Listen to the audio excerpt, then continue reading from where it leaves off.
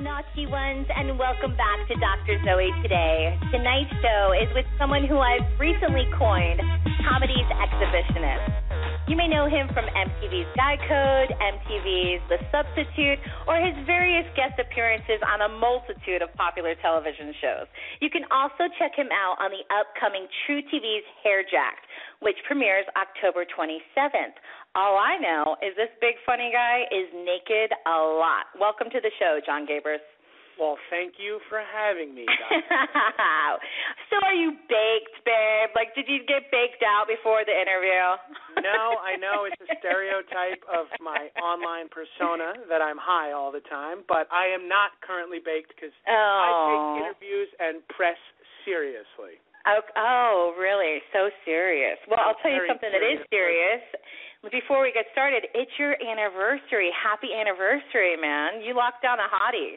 Yeah, why, thank you. That's really funny that you know that. Yeah, I'm super. Yeah, it was like it was on your Facebook or something, dude. Like I saw it in the feed. So, yeah. That's awesome, though. My 3-year wedding anniversary. Congratulations. Congratulations. All activities. She's really hot, too. Oh, yeah, you know, I think Tina Fey coined the phrase, like, funny guys fuck above their station. That's good, too, but I'm telling you, if it was me, I'd be like, what the fuck are you doing on our anniversary? So she must be really supportive of your career, which is totally cool. Oh, she's totally cool. And That's awesome. Yeah, she's into it. Yeah, that's awesome. All right, so tell my listeners where they can keep up with everything that you're doing on, like, social media and stuff.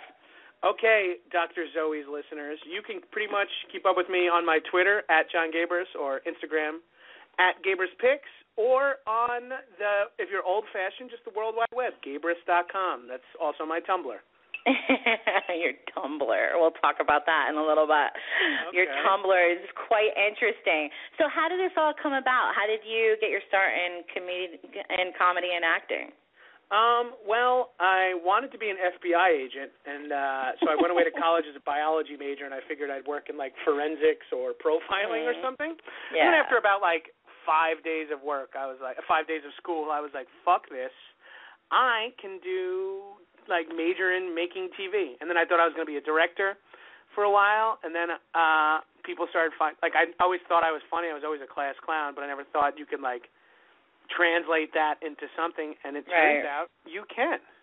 Right. So, like, what were you like as a little kid? Did you, like, run around naked to get a rise out of people? No, I was a little shyer than that. I was always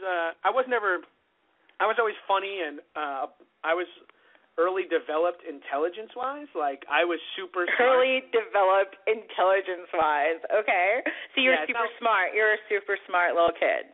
Right. I truly believe I was as smart as I am now when I was, like, 10. So everyone thought I was, like, the next coming of a genius, and I had, like, all this like, I thought I was going to be this genius. Then it turns out that I just never got any smarter. I just happened to be smart first. Oh, gotcha. So I never backed it up with anything, but when it first went down, everyone was like, this kid's got potential, and then it turned out it's like, oh, he reached his potential at 10. So you were like a good kid. You weren't a hellraiser. I was a hellraiser in that I was a wise ass and, like, a partier, but I wasn't like my parents were super strict, so I wasn't like a punk. Well, I know in one of the episodes on Guy Code you said you, like, watched porn while your mom was asleep in her room or some shit. Oh, man, you really have done your research. Not really. So is that true? Well, my parents had the Spice Channel in their room. So, like, your mom and pops would be asleep and you'd go in there and just kind of sneak? Yeah, or when they weren't home, I was definitely up there. But then when my mom would be asleep, I'd go up there and just watch a little porno. Good times. I hope you don't listen to this. What's the craziest shenanigan you pulled, like, as a kid or a teenager? Ooh, I don't really know. Shenanigans. So you were, like, a good kid and you didn't get wild until later? I don't even know if I ever, like, I mean, I don't even know what wild means. I used to think I was wild. Then I, like, moved to New York City and Los Angeles and realized I was nothing. Who were some of your inspirations in comedy? Like, who are some of your personal inspirations? Oh, I mean, the classics, you know, like Chris Farley, Will Ferrell. Those were, like, my favorites growing up. But I was always also a big Monty Python fan, so I was always into those dudes. And Belushi, of course. And yeah.